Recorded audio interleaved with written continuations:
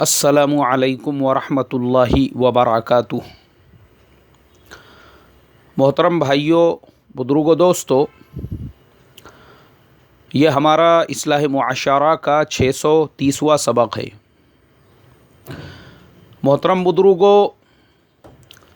Darul Uloom Bolton کے شیخ الحدیث حضرت مولانا یوسف صاحب موطالعہ ختم بخاری شریف کے موقع پر جس درد بھرے انداز میں انہوں نے اپنی کارگزاری سنائی کہ جس زمانے میں وہ حضرت شیخ زکریا رحمۃ اللہ علیہ کے خادم تھے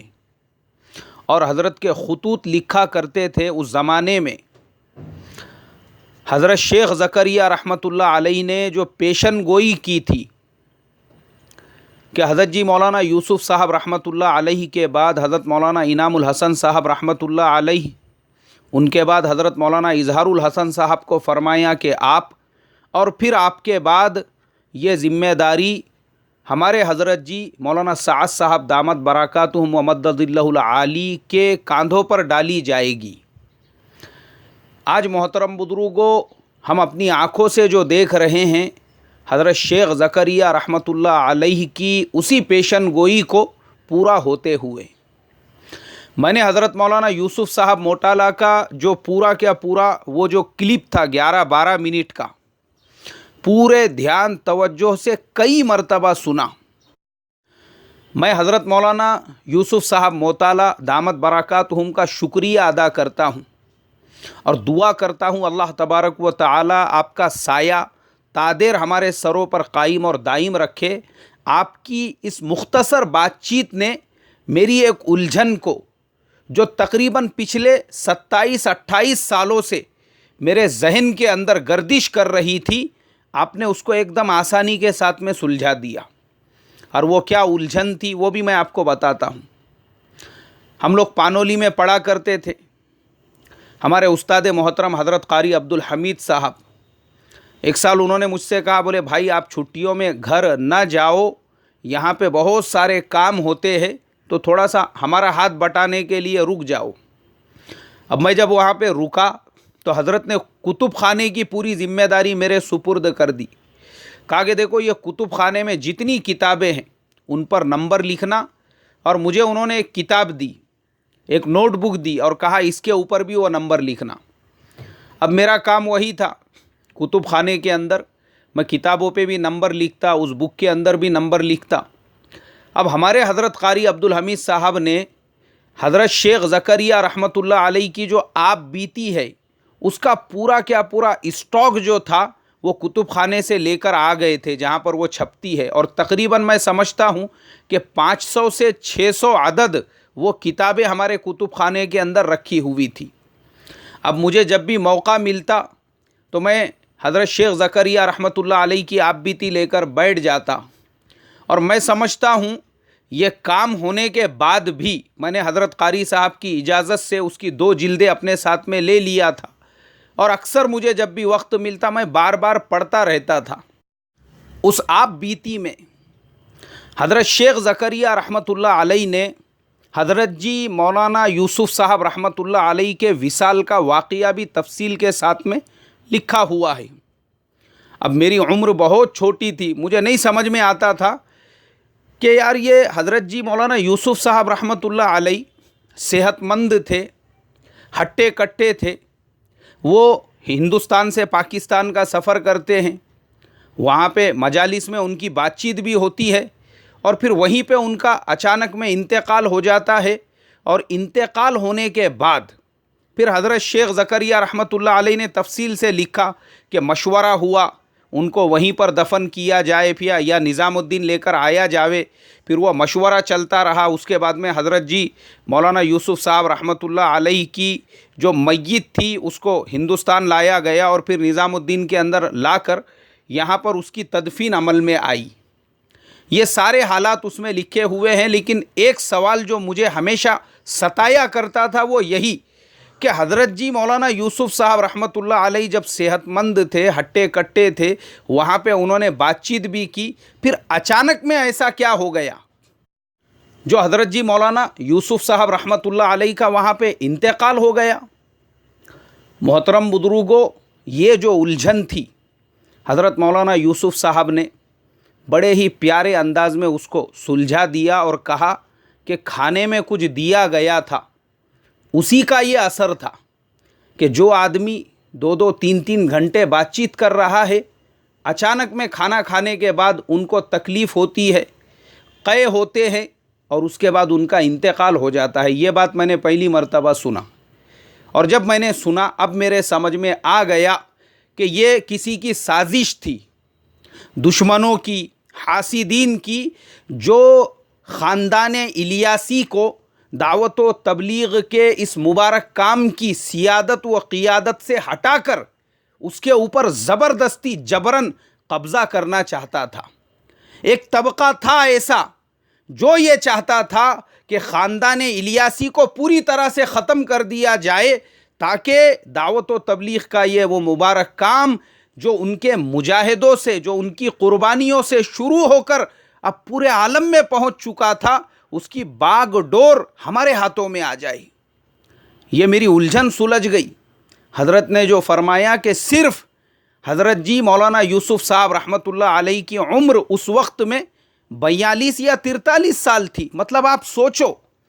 اور حضرت مولانا ہارون صاحب رحمۃ اللہ علیہ جو حضرت مولانا الیاس صاحب رحمۃ اللہ علیہ کے پوتے اور حضرت جی مولانا یوسف صاحب رحمۃ اللہ علیہ کے بیٹے اور ابھی کے ہمارے حضرت جی مولانا سعد صاحب دامت برکاتہم کے والد محترم تھے، ان کی تو بالکل جوانی کی عمر تھی، اور اسی عمر کے اندر ان کے خلاف ایسی سازشیں کی گئی کہ وہ بھی دنیا چھوڑ کر چلے گئے۔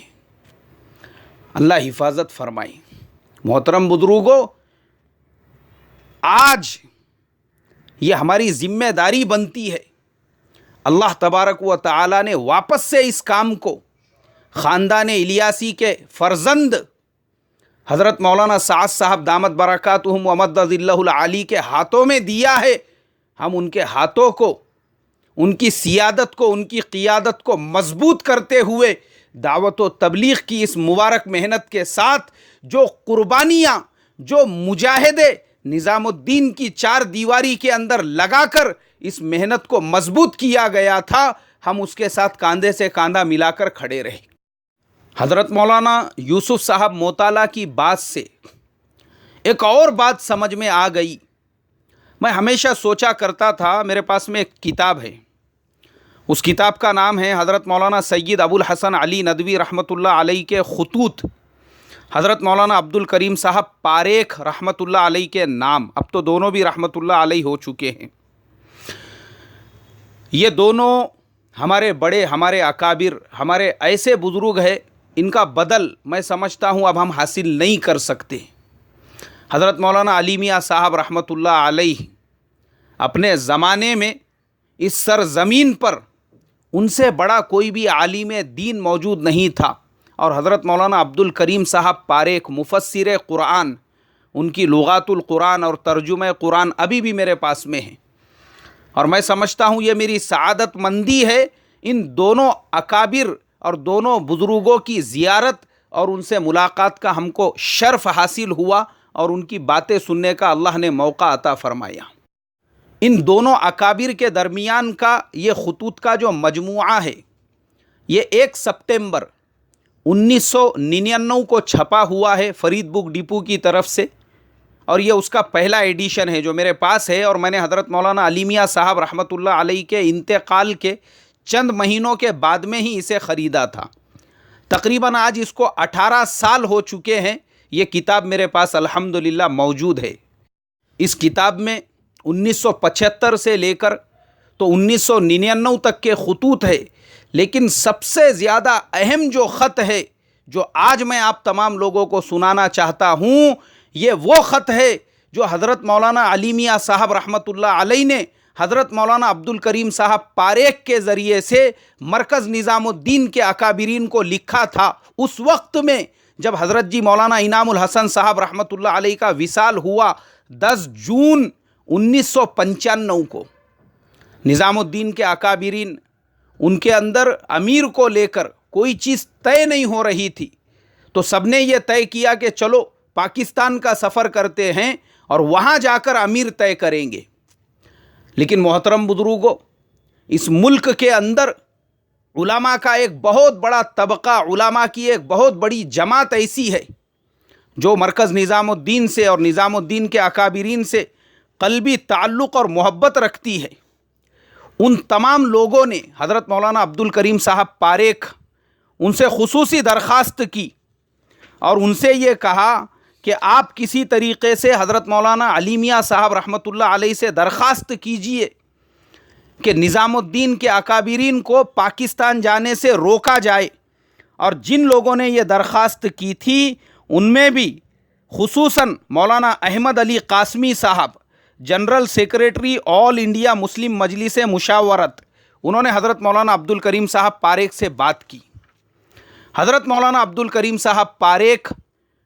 لکھنؤ کا سفر کر کے حضرت مولانا علی میاں صاحب رحمۃ اللہ علیہ کی خدمت میں پہنچے اور حضرت کو حالات سے آگاہ کیا اور یہ بتایا کہ نظام الدین کی جو شورا ہے اور نظام الدین کے جو اکابر ہے وہ لوگ پاکستان جانے کی تیاری کر رہے ہیں۔ حضرت مولانا علی میاں صاحب رحمۃ اللہ علیہ کو جیسے ہی پتہ چلا، حضرت مولانا علی میاں صاحب رحمۃ اللہ علیہ نے ایک خط وہ نظام الدین کے اکابرین کے نام پر لکھا۔ اور میں آپ کو بتا دوں، یہ جو کتاب میرے پاس 18 سال سے ہے، اس کتاب میں وہ ہو بہو خط جو حضرت مولانا علی میاں صاحب رحمۃ اللہ علیہ کے ہاتھوں سے لکھا ہوا ہے۔ اللہ اکبر، اللہ جزائے خیر عطا فرمائے حضرت مولانا عبد الکریم صاحب پاریکھ کو۔ شاید اللہ تبارک و تعالیٰ نے ان کے قلب میں اس بات کا القاء کر دیا تھا کہ آنے والے دنوں میں کچھ حالات ایسے پیدا ہوں گے، ہو سکتا ہے کچھ لوگ اس خط کی تردید کر دے، اس لیے حضرت مولانا عبد الکریم صاحب پاریکھ نے ہو بہو وہ خط بھی اس کتاب کے اندر چھاپ دیا۔ محترم بزرگوں، ہمارے آج کے زمانے میں دعوت و تبلیغ کے لائن سے لگے ہوئے ہر انسان نے اس خط کو پڑھنا اور اس کو سمجھنا ضروری ہے کہ ہمارے بڑوں نے پاکستان جانے سے کتنے سختی کے ساتھ میں روکا اور منع کیا تھا، کیوں اور کس وجہ سے۔ وہ پورا خط میں آج آپ کو پڑھ کے سناتا ہوں، حضرت مولانا علی میاں صاحب رحمۃ اللہ علیہ نے اس میں کیا لکھا تھا۔ حضرت مولانا علی میاں صاحب رحمۃ اللہ علیہ نے لکھا: حضرات ارکان شورا، جماعت تبلیغ مرکز نظام الدین، السلام علیکم ورحمۃ اللہ وبرکاتہ۔ تبلیغی دعوت اور جد و جہد کی جو اہمیت و عظمت دل میں ہے اور اس کے جو احسانات خود اپنی ذات پر ہے، پھر اس کو اس عہد میں عالم اسلام میں جو مقبولیت عند اللہ و عند الخلق حاصل ہے اور اس کے جو اثرات و برکات عینی مشاہدہ و تجربے میں ہے، اس کی بنا پر ایک اضطراری حالت میں لیکن جو توفیق الہی سے بہت ادب کے ساتھ دو باتیں عرض کرنے پر اضطراراً و اختیاراً لکھی جا رہی ہے۔ ایک تو یہ کہ ہر قیمت پر اور ہر ایثار و قربانی کر کے ارکان شورا اور ذمہ داران جماعت جن کا انتخاب حضرت جی رحمۃ اللہ علیہ کی وفات پر ہوا، وحدت و اتفاق قائم رکھے، چاہے اس کی جو بھی قیمت ادا کرنی پڑے۔ اس وقت ساری دنیا کی نگاہیں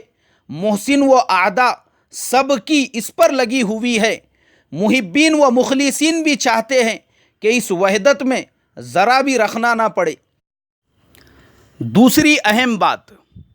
جو تجربہ و بصیرت حالات سے واقفیت اور پورے خلوص و اعتماد کے ساتھ میں لکھی جا رہی ہے کہ اب امارت یا وفاق کے بارے میں جو بھی فیصلہ کرے وہ دہلی اور مرکز نظام الدین میں ہی ہو، اس کے لیے ہرگز پاکستان کا سفر نہ کرے اور نہ وہاں اس کے بارے میں کوئی فیصلہ اور تنظیم ہو۔ ایک تجربہ کار اور تھوڑی سی سیاسی اور تاریخی بصیرت رکھنے والے انسان کی حیثیت سے لکھا جاتا ہے کہ پھر ہندوستان میں ہی نہیں پوری دنیا میں کام کرنا مشکل ہو جائے گا۔ یہاں وہ ایک پاکستانی تحریک قرار پائے گی اور وہاں اس سے سیاسی اور جماعتی فوائد حاصل کیے جائیں گے، اور پھر بنگلے والی مسجد میں جو اللہ کی نصرت اور روحانیت ہے وہ کہیں نہیں ملے گی۔ یہ دونوں باتیں اور حقائق نری مجبوری سے اپنا دینی فریضہ اور قدیم تعلق کا تقاضا سمجھ کر لکھی جا رہی ہے مخلص و دعا گو ابو الحسن ندوی رحمۃ اللہ علیہ۔ محترم بزرگوں، اخیر میں یہ بتا دوں، یہ حضرت مولانا سید ابو الحسن علی ندوی رحمۃ اللہ علیہ وہ تھے جنہوں نے حضرت جی مولانا الیاس صاحب رحمۃ اللہ علیہ کے ساتھ ایک لمبا وقت گزارا تھا، اور اس کام کے ابتدائی زمانے میں وہ قربانیاں دی تھی جو میں آپ کو بتا نہیں سکتا۔ اسی لیے حضرت مولانا سید ابو الحسن علی ندوی رحمۃ اللہ علیہ کی وہ کتاب حضرت مولانا الیاس صاحب اور ان کی دینی دعوت، جس کے حوالے حضرت شیخ زکریہ رحمۃ اللہ علیہ نے فضائل اعمال کے شروع میں لکھے ہوئے ہیں، یہ وہ حضرت مولانا علی میاں صاحب رحمۃ اللہ علیہ تھے۔ اللہ ان تمام اکابرین اور بزرگوں کی قبروں کو نور سے بھر دے اور جنت الفردوس میں ان کو اعلیٰ مقام عطا فرمائے۔ اب محترم بزرگوں، ایک سمجھدار انسان کے لیے اور سمجھانے کی کوئی ضرورت ہی نہیں، میں سمجھتا ہوں یہ حالات اور یہ خط سننے کے بعد خود اللہ اس کو عقل سلیم عطا فرما دیں گے کہ اب اسے اس نظام الدین کی چار دیواری کے ساتھ کھڑا ہونا ہے جو مجاہدوں کی بنیاد پر، جو رونے اور سسکیوں کی بنیاد پر، اللہ کی مدد و نصرت کی بنیاد پر کھڑی ہوئی ہے، یا پھر اس دھڑے کے ساتھ میں جس کے اوپر پاکستانی سکہ لگ چکا ہے۔ اللہ مجھے آپ کو عمل کی توفیق عطا فرمائے اور صحیح حق کو سمجھنے کی سمجھ عطا فرمائے۔ السلام علیکم ورحمۃ اللہ وبرکاتہ۔